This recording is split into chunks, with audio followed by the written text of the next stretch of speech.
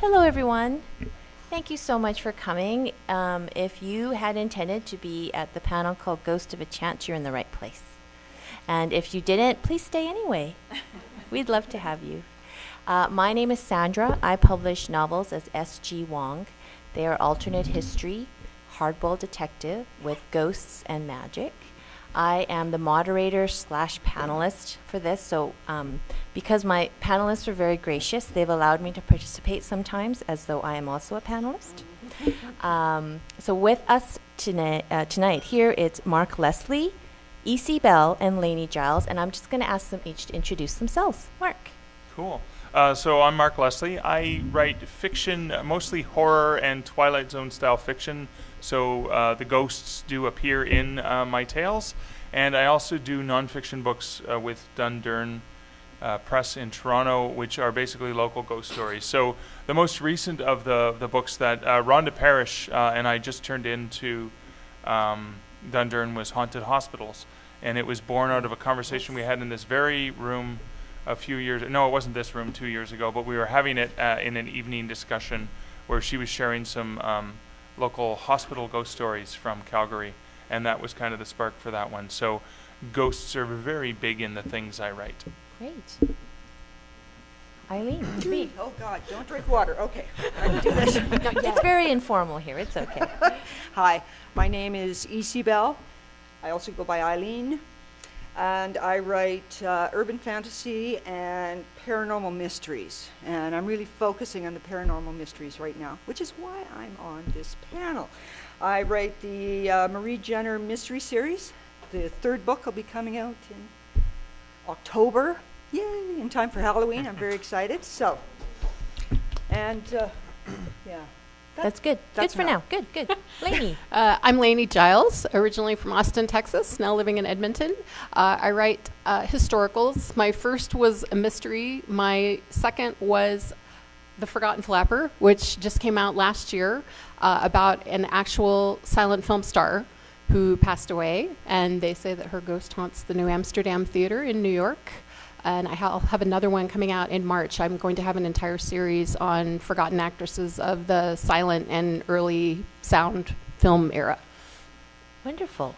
So my first question, the thing that intrigued me, which had me pitch this panel, was I love ghosts. I love the idea of ghosts. So I wanted to hear from other authors, why did you choose to write about ghosts?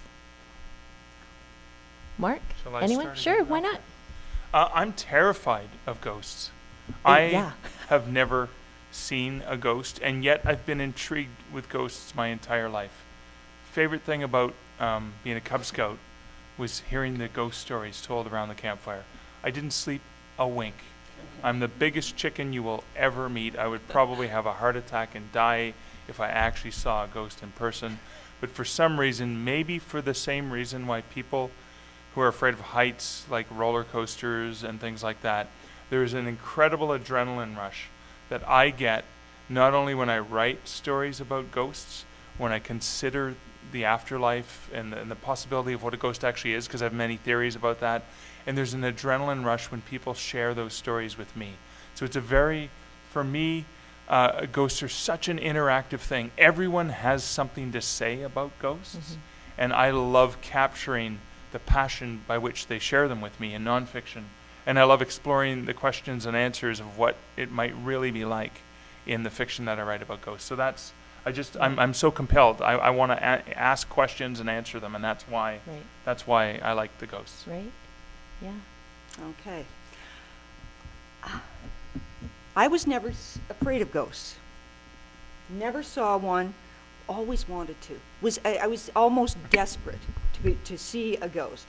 And actually, I was the one telling those ghost stories to my brothers and sisters and scaring the crap out of them. So, but yeah, I was always hugely intrigued with them, I didn't go for the movies, the scary movies about the ghosts, the poltergeist and all that stuff. Well, it was interesting, but it was not interesting enough. My sister had a ghost in one of the houses that she lived in. She is the most straight, if anybody was not going to see a ghost, it would be that woman. But there was a guy, and she just learn to get along with him. And he wasn't obtrusive. He wasn't, poltergeisty. He didn't, none of that stuff. Yeah. He'd just show up occasionally and sit in a rocking chair. And I was so envious because she got to, yeah, right. So that's one of the real reasons, because I've always wanted, I would love to Still meet jealous of that ghost. Yeah, I seriously am. So that's Laini? what's going on. Yeah, Laini. So with me, I'm like Eileen. I love the thought of ghosts, and I am a huge genealogist. I tramp around cemeteries for fun. Never seen one, but I feel so at peace there. I feel like when I'm walking, like there's one old cemetery in New York State.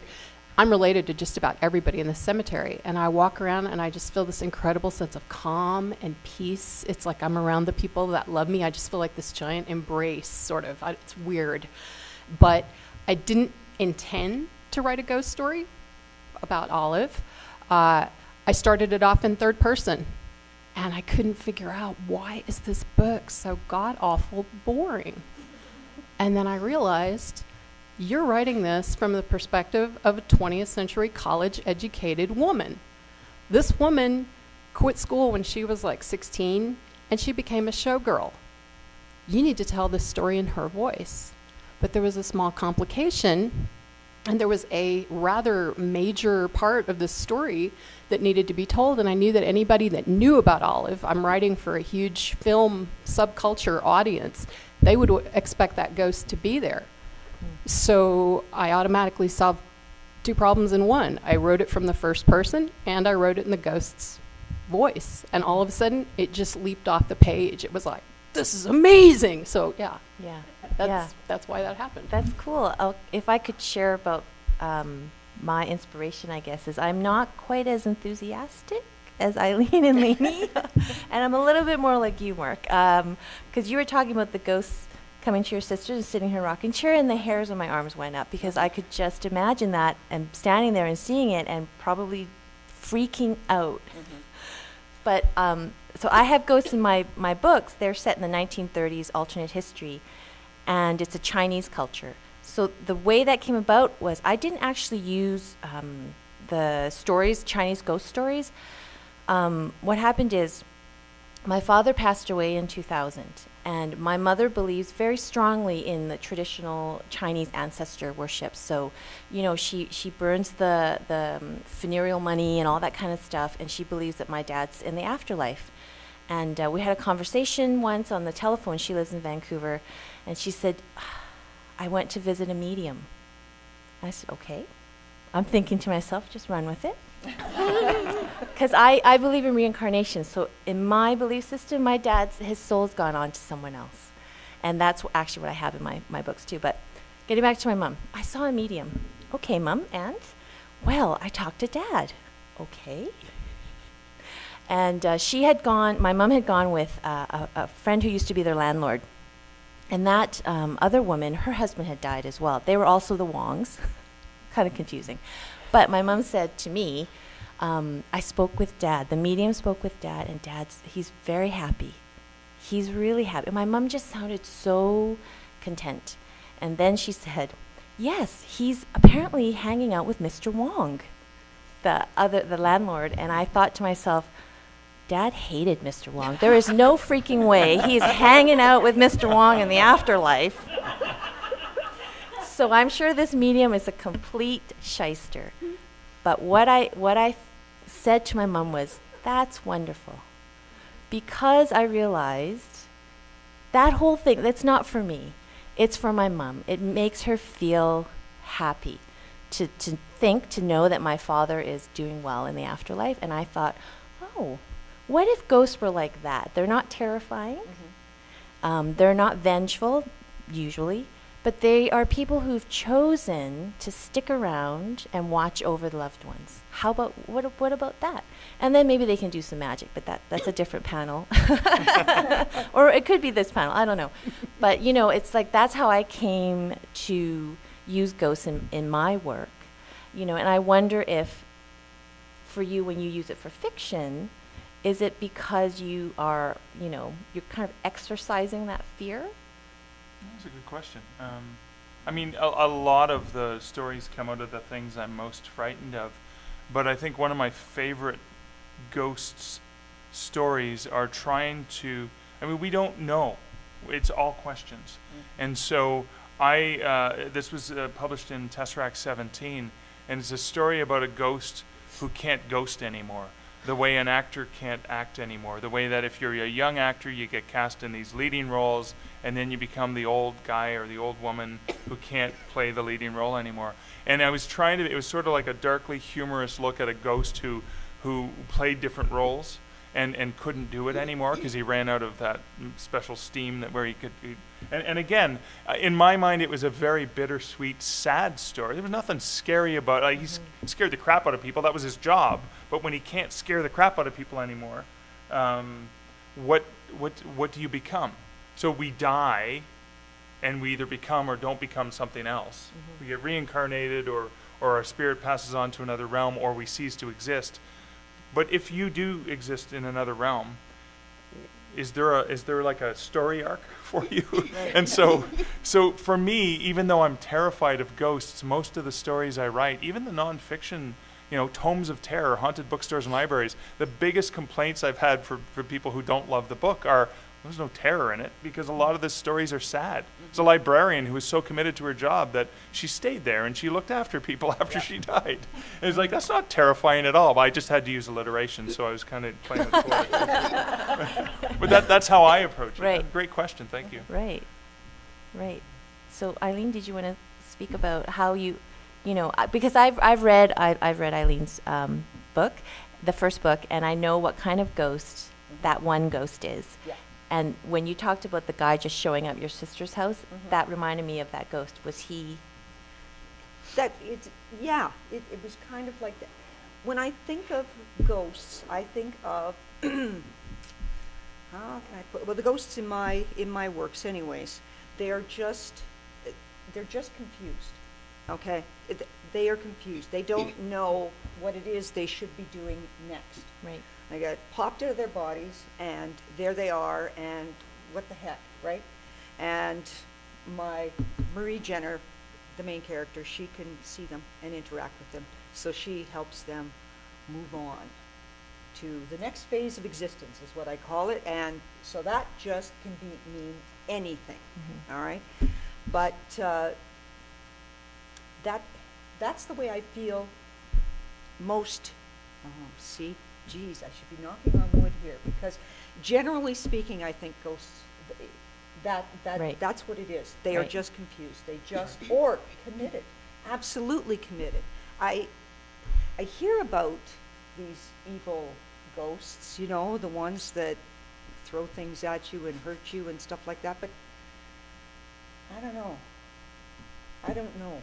I've never actually talked to anyone who has actually had that happen to them, so it doesn't enter into my work, right? And I've been trying to make my ghosts a little bit more scary, right? Because the characters, the people that they were before they died, were scary. But I just keep finding that I want my reader to understand why they ended up that way. Right. Okay, so they don't turn out scary at the end anyways. So Yeah.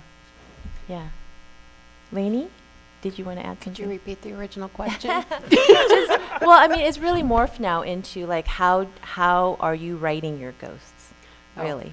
One ghost. I don't know if that will happen again, if I'll Okay. even have a occurrence to, but with Olive, I kind of have this scene where she gets to the great beyond and they're saying, well, do you want to go upstairs? Or do you, have some unfinished business that you need to take care of? And she was always incredibly happy at the New Amsterdam. That was where she felt like she had the best time of her life. So she's like, yeah, okay, I'll hang out there. And they're like, all right, well, what do you want to wear? And she goes, well, I always really liked this costume.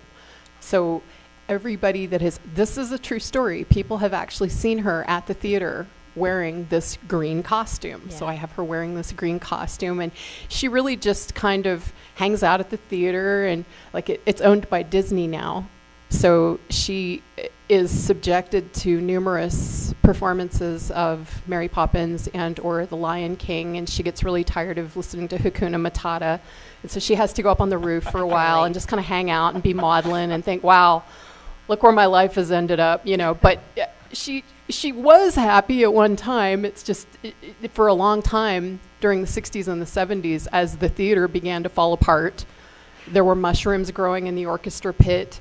And, you know, there were like hookers and bums out in Times Square, and she was miserable, but at least Disney is there now. And so she, you know, they've got actors and they've got, you know, hunky prop guys in the back. So she at least has somebody to commune with now. And you know, she likes showing up for people. And I've had her saying, you know, she's not really a chain rattling doom and gloom sort of ghost. She just likes showing up for the people that work there. But she's kind of tired of trying to say boo and them going, hi, Olive, because they're so used to her being there. And they say when they come in the morning, they say good morning to her. And when they leave at night, they're like, night, Olive. You know, she's just such a fixture at the theater. So so that leads me to the next question, which is, what are the, I think we're all really quite familiar with conventions about ghosts, right? That they are here because they have unfinished business, or, and sometimes the unfinished business is evil, and sometimes it's not, it's loving, it's sad. That's a huge convention with ghosts. I'm sure there are many others. What are the ones that you liked writing about the most, or you liked using in your fiction? Deep thought. That was, wow. Yeah. I promised that I wouldn't stump them too.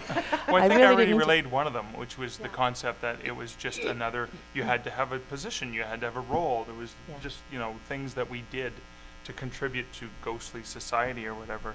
I couldn't think of another, usually in the fiction, you know, I've got the dead mother and father who are still bickering at each other in the afterlife, and the son's trying to prove the existence of ghosts, and both his parents who died arguing in a car that went over a cliff because, you know, he took the wrong turn or whatever.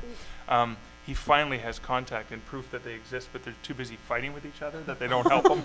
So it was like, again, I think the one thing that I constantly do in my ghost stories is I make them eerie, but I usually inject dark humor, because, and I borrowed this from Robertson Davies. High Spirits is one of my favorite books of his. I know it's not, you know, Fifth Business or any of the trilogies he's known for, but High Spirits was a series of short stories that he used to tell at the University of Toronto. At Christmas time, people would gather around and he would tell these humorous Dickens-style / humorous ghost stories. And there's humor in them. Because what else do? You either scream, you wet your pants, or you laugh, right? Because you don't understand what you're seeing. It may not be an evil spirit, but you're just going, this is not what I'm used to seeing. I don't know how to deal with it, so you laugh. And so I think the thing that I go back to a lot for my own fiction is I do go back to humor. I go back to dark humor. I go back to that, wow, this is absurd. I can't believe I'm talking to myself, or whatever the weird thing is that you're doing. Am I talking to a ghost, or am I talking to myself? So I think humor would be my thing. Okay. Yeah. Okay. Well, I guess I kind of covered it a little bit too, because it's just the person. My ghosts are just like people. They just don't have bodies. Okay. Well, do they manipulate physical objects in our plane of existence? I'm getting to the place where I think I may have a ghost do that sometime, but I haven't got there yet. Right. So nobody, in the first 2 books, they can't do that. Okay. Right? Did So they there have telekinesis before, so they still have it? No. Oh. But I'm going to write that down. Yes. And it might go up to 5, man. Oh dear. So that was really the way that I looked at my ghosts, was that they were just like us. They just don't have any physicality. Yeah. Okay. And they want to find out what happened. Okay. Because I'm writing mysteries, all right? So the murder mysteries. They want to find out what happened just as much as the reader does. So that's basically what's going on. Okay. Yeah. No chains. No change. No. I don't. Nothing. Yeah. No. Yeah, I like Eileen's description too. I say it was unfinished business, which I mentioned earlier, but in life, Olive was a big flirt. She liked having fun. She's kind of the same way in the afterlife, and she still likes flirting with the guys. Like she gives them the smile and wink, and if they're new to the theater, they're like, "Oh my God, a ghost!" And the other guys are like, "Yeah, whatever, that's Olive." Oh, she. So then do you think, if there are writers in our audience who are like writing ghosts or thinking about it, do you think that we're at all constrained as writers? Can you really literally make up anything you like when you're writing ghosts? Anything? I think so. Yeah. But you better make sure that your world works and don't break your own rules. Right. That would be the only Right. constraint I could possibly think of is Yeah. don't break your Excellent. own rules. So write that Bible and make Write sure that down, you write know that down. exactly what your ghosts can and cannot do. Right. So have you, because Laini, you've only done the one book, so you may not have a rule book. No, not really. No. Yeah. Do you have a rule book? Yes, actually I do. And because things are progressing, my main character has to learn about ghosts and stuff, which is very cool because that means I get to learn about ghosts with every book, right? But I have to be able to keep track of what the ghost in book one could do, Yeah. or couldn't do, or what I said that they could, or Yeah. like I've got drug addicts. When they're ghosts, they don't interact much, and they don't know what's going on, and they're so I had to remember that. Because in book two, I had a drug addict, and oh yeah, jeepers, I got him doing stuff I shouldn't have been doing. So that's when I started the Bible. Right. Yeah. So do you do, are your horror novels with ghosts linked, or? No, so my rules those are different. My rules are different for every single thing I write. In the fiction, at least, like you said, it has to be consistent within that universe. So maybe an example that I could use is it's a short story that I had, which again they come from so many different things. I was at work working as a bookseller. Someone was telling me about a story of a haunted bureau that had a mirror built into it, and there was a young woman with Victorian dress that was fixing her hair, and then she would just disappear, and it was a repeating loop. That's the old, the Yep. repeating loop Yep. ghosts, the kind of that you see. Another convention. And yeah. again, I couldn't stop thinking about that, and then for some reason I started thinking about someone who collected haunted artifacts, and what if it was the mirror that allowed us to see the ghost? That the ghosts are always there, but we just don't see them unless the mirror, there's something special about it. And so he has this room full of haunted artifacts that when you look in the mirror, you can actually see all the ghosts attached to all of them. But what would happen if these ghosts, like step families, you get the teenagers that are now suddenly forced to have to live together? And it was like, again, dark humor. Yeah. But it was a very dark, disturbing story, even though there was humor in it, because there's really bad things happen, because there's bad ghosts, and then there's ghosts who just want to get along. And they're all thrown together like a bunch of squabbling kids. And the guy starts to go crazy because the mirror allows him more and more to see into the world. And again, the challenge I had with that one was consistency within the universe. He was a ghost collector, so he was fascinated by it, so he wasn't freaked out by it. And the thing I always hate about traditional ghost stories is, well, why didn't they just leave? Well, for God's sakes, go out the front door. Yeah. So I had to come up with a reason why he couldn't leave. And then it could only happen in the room where the mirror was, because that's where the power was coming from. So the ghosts couldn't leave because they were attached to the objects. Right. So within that story alone, I had so many things that I couldn't break. And things I wanted to do, I'm like, oh no, that can't happen because the ghost isn't in the kitchen, it's upstairs in the bedroom. So I think that's critical. That's absolutely critical, and I agree with. You can do it, you just have to be very consistent and not break your own rules. That's right. Yeah. So I want to read that one. Yeah, I want to read that one. Sounds wonderful. I think that because you have to keep track of your own rules, you have to have a way to keep track of it too. So that's, the previous panel I just did was about some historical research and how do you keep track of your rules? What are the things that you do? So the little secret is I make up my magic system as I go. A pantser. No, but So- do you write it down? But I have to write it down, right? But right now, I don't have anything but handwritten notes. I don't have it all collated in a spreadsheet. I don't use Scrivener. I know Scrivener is a fantastic tool for throwing in, your research, and then you can search, and it's really wonderful. But I don't use Scrivener. So, what do you suggest for keeping track, or what do you use for keeping track of your rules? Me? Yeah. Notebooks. Old school. Old school, because that's where I keep all the. I use Scrivener. And you do? I research the heck, and you can put it away, Yeah. and you can find it easily. That's and what I've heard. It's really wonderful. But for the Bible, for the rules that my universe has to follow, I write it down in that notebook, because then I'm not. It's just flip. There it is. I've got them more or less organized, and when one page gets too full, well, geez, I'll start another notebook just to be able to keep everything organized. But that's, for some reason, I really need the physicality of it, because otherwise, when it's on the computer, I forget about it. I forget that it's there, right? Right. But I've got it sitting right there. I can't miss it. It's like my dictionary. Honest to God, I still use a paper dictionary, and it's on my desk. So that's. Yeah, that's okay. I have an Oxford English dictionary myself, so. I am a big fan of notebooks as well, but they have to be the 5-subject college notebooks with pockets, because before I even get started working on a new actress, I have to have a timeline of all the movies that they were in and all of the events in their lives and all of that sort of thing. And I print off a bazillion news stories, and I have them in the pockets. And that way, if I just, if I know I'm going to the doctor's office, or if I'm going to Starbucks or whatever, I just grab the notebook, go, and I can write anewhere. And I usually, if I have any rules at all, they're in that. So. That's a wonderful tip if you are basing a ghost on a real dead person, a real life dead person. Real life dead person. Real life dead person. Real life dead person. Yeah. Then you do have to do your research. You have to keep that research somewhere. So that's a great idea. Well, I'm gonna kick into research, because most of the ghosts I've written about have been real live ghosts. Dead people.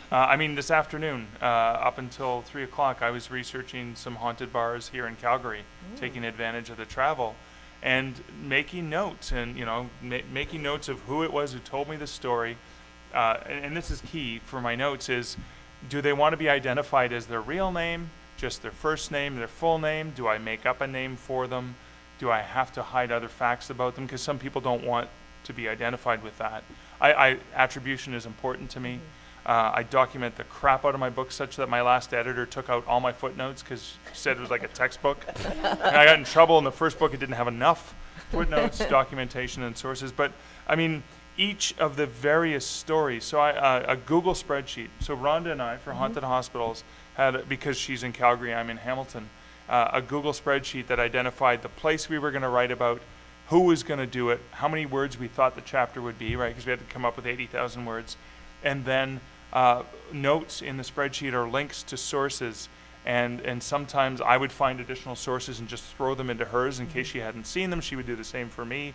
And that collaboration was important, because I've only collaborated on, going to be 3 books so far.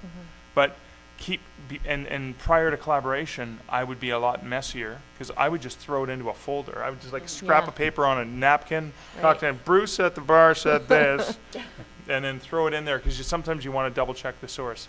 So I find when I collaborate, I tend to be a lot more fastidious with my notes and my research, because I have to be accountable to my partner, as opposed to if it's just me, I'll just go back and do the work again.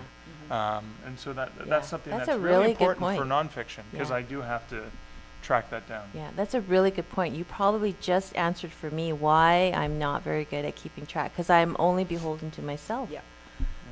Yeah. It's a difference, I think. I'm a lot more responsible when it's someone else's name. It's just me, who cares? I think we all are. Yeah. Okay, cool.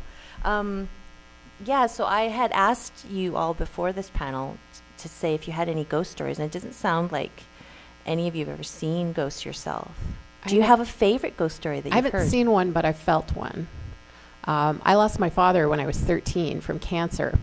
And every once in a while, it's not like we have regular conversations or anything like that. I used to have to drive to college. I worked in downtown Dallas, and I would drive to Denton, which I can't really help you guys with Calgary mileage, but that would be basically like driving from, I guess, downtown Edmonton to maybe like Fort Saskatchewan or something like that. And there's a bridge over a lake. And as I was crossing this bridge, it was the 1st of April, which just happened to be the day that he died. So April Fool's kind of sucks for me.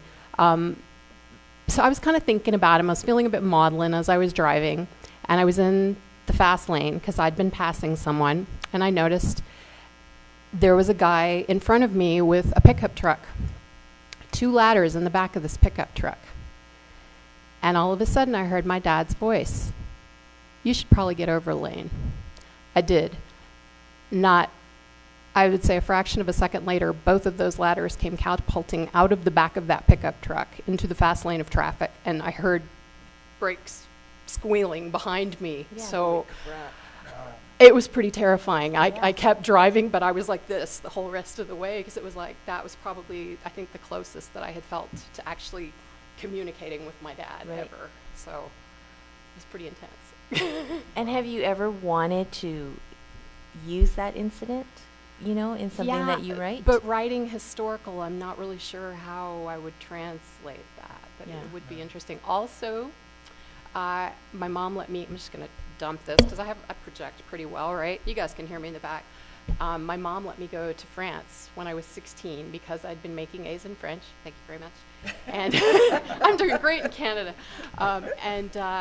We stayed one night in Tours they told us, somebody told me at the time that it was the Chateau of the Marquis de Sade. They were pulling our leg. I have no idea whose chateau this was. I just know that we stayed in the Gargantua room, which, you know, was like named after all the works of Rabelais. You had all the characters and things like that. We made a makeshift Ouija board. So, you know, got a little bit late. We'd gone to Vouvray to the wine caves, and we had an entire sink full of wine chilling. So we were getting pretty toasted, right? It was like 4 of us. We were 16, you know. And so we were playing with this makeshift Ouija board. And one of the girls swore that she woke up in the middle of the night and saw this nobleman going to our bathroom. I think she was full of it. But anyway, that was my other ghost story. So how many people in our audience have played with Ouija boards? And Okay, can I ask the other I've question never. that I want to know? yeah. How many of you have seen a ghost? Really? That's the Cool. You guys should be up here. Yeah. That's awesome. I want to talk to all of you, especially if it was Yes. at a bar. Research. That's my or a Real brewery. lineup. Or involved beer in some way. Beer and ghosts. Just spirits, Yeah. Oh. But no, the title is actually Spirits Untapped. So, Oh. Nice. like minds right there. Actually, can I share? I said I've never seen a ghost. Yeah. But I was in Halifax for a writers' conference, and I did have a weird thing happen to me that I think might be a ghost, but I'd like to believe it isn't because I'm too scared. I think we have experts here, so you should You tell should us tell the me if it's story. real. Yeah. So I'm at the Lord Nelson, which is allegedly haunted, and I was there for a writers' conference a few years ago. And, you know, traveling from time zone to time zone, you miss breakfast and lunch, and so there's this weird time thing, and my iPhone sucked. So I get into the hotel room, and I plug in my laptop, and I plug in something else over by the desk, and then I go to plug in my phone in the lamp light, and it's not working. And I'm like, oh, well, that sucks. Maybe the lamp has to be on. So I go to turn the lamp on, and there's no light. I'm like, oh, rats. And then I look, and I see, oh, it's unplugged. No problem. So I take the plug, and I stick it in, and it's a tight fit. So it's good. Then the lamp is on, and I plug in my phone. I do a little bit of email and stuff like that. Then I thought, I'm going to go to a bar, because that's where I like to go and try the local beer. And I had the lights on in the room, because I figured it was the time of year it was going to get dark early. And I unplugged my phone, I took it with me, and I went down to the bar, and I had a couple beers and burger and stuff like that. And then I came back, because I was supposed to go out in the evening with some authors. So I'll come back, I'll get freshened up, and I'll go meet them. And I come back to the room, and the lights were off, or the light was off by the bedside. And I thought, oh, maybe it was turn down service or something. Like, you know, they put the mitt on your pillow. Sometimes they do that at hotels. And I went over, and I saw that the lamp was unplugged, And I thought, well, you know what? I got in at a weird time, like before they would normally fully clean the room. So maybe the maid came in and vacuumed the room, and that's why it was unplugged. I don't know. No harm done. So I plug it back in. I turn the light on again because I don't like coming back to a dark room. I'm a big chicken. You got to remember this. I go out. I do the social event, and I come back in, and the light is off again, and it's unplugged again. And I'm thinking, this is really strange. So I have to be up to do a talk in the morning. I plug it in again. I plug my phone in, and I set my alarm, and then I also I call room to get the wake up call, and I have my watch set. So I have 3 alarms ready to go because I'm always nervous about oversleeping, and usually I don't. In the middle of the night, because I wake up all the time thinking, oh my God, I got to get up, and so I usually just tap the phone, check the time. So I tap the phone to check the time. I see it's about 3 in the morning, and I see that my battery's at 30%, but it's been plugged in for 4 hours already. And I take the phone, and it lights up the room, and I kind of look around the corner of the bed, and I see it's unplugged again. No way. At that point in time, I decided, and it was funny. The thing that I thought I was scared. I'm like, there's a big mouse in the room, and I was just grabbing on the thing. And I'm thinking, no, the plug was solid. It couldn't have fallen out on its own. And then I was thinking, maybe it's an omen. Maybe it's like that premonition of get out of that lane. Maybe something doesn't want that plugged in for a good reason. Maybe there will be an electrical fire or whatever. So then that helped me feel comfortable enough to, believe it or not, I actually went back to sleep eventually. But I left the thing unplugged for the rest of my stay. And I was fine. In the room. I did stay in the room because I didn't feel, I was a little bit chilled, but then that premonition that maybe something wants this not to be plugged in because it'll prevent a bad thing. And that, for some reason, that's the thing that made me, because I am the giantest chicken. I don't know how, well, I did get drunk the second night and I passed out. That helped, right? Yeah, the second night I did get bombed and I just collapsed and I didn't even notice. But I did go back to sleep because I had that comforting feeling that something was looking out for me, not out for me. Yeah, not true. So what do you think? Everyone Does it goes? sound- or was I just drunk? Pushing it out. And it's like, damn it, that's my light. I can't see it. It's like a Sylvester and Tweety cartoon or something.